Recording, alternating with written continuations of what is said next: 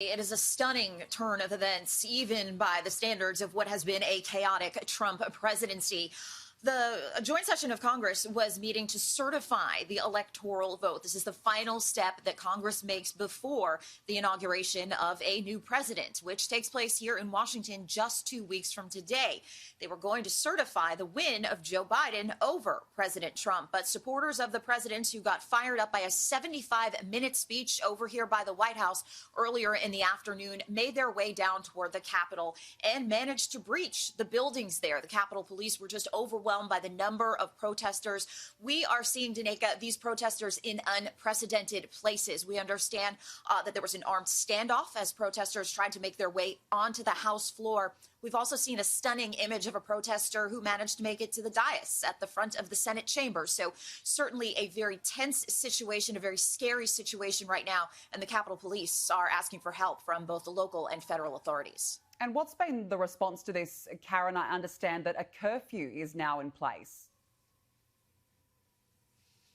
Yeah, the District of Columbia Mayor Muriel Bowser has now issued a 6 p.m. curfew here in the District of Columbia. The mayor spoke this morning and said she had been preparing for protests. This has been a date that has been circled on the calendar by President Trump's supporters, and President Trump himself had indicated that he would participate in the events around it, the day that marks this certification of the electoral vote. This is something that dates back to 1887, and it is a process on Capitol Hill that typically goes off without a hitch. Most Americans don't even notice it.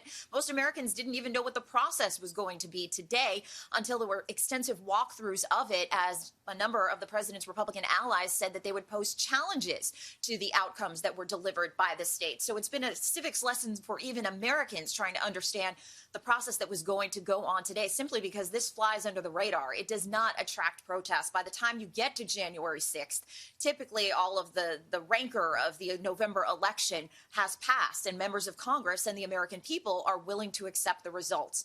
But this is something that President Trump has kept on, making these baseless allegations about widespread electoral fraud that even his former Attorney General Bill Barr said he did not see evidence of. And so with that, the president's words earlier this afternoon, these supporters of the president took off for the Capitol. And right now we have lawmakers sheltering in place, getting prepared with gas masks. And, Daneka, the President Trump's own vice president, Mike Pence, who is presiding over the events at the Capitol, had to be evacuated.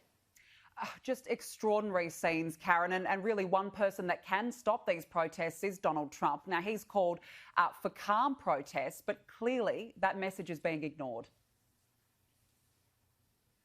Yeah, and this has gone on now for a while now, with the president just making that one tweet that said to support the U.S. Capitol Police and stay calm. We do understand that the White House is preparing to issue a statement soon on what is happening at the Capitol. Now, the president had suggested to the crowd that was gathered earlier that maybe he would join them in these protests and go to the Capitol, but he did not. He returned to the White House. And of course, those who did continue on to the Capitol, this is the situation that has unfolded, and it is absolutely unprecedented. You know, there have been a number of demonstrations and protests over the Trump presidency, and certainly this summer as those protests over racial injustices really flared up with D.C. at the center. But we have never seen anything like this. And it is certainly something that Americans should be keeping a close eye on. The world should be keeping a close eye on, because these are our lawmakers who are simply going about the process of following the Constitution for the continuity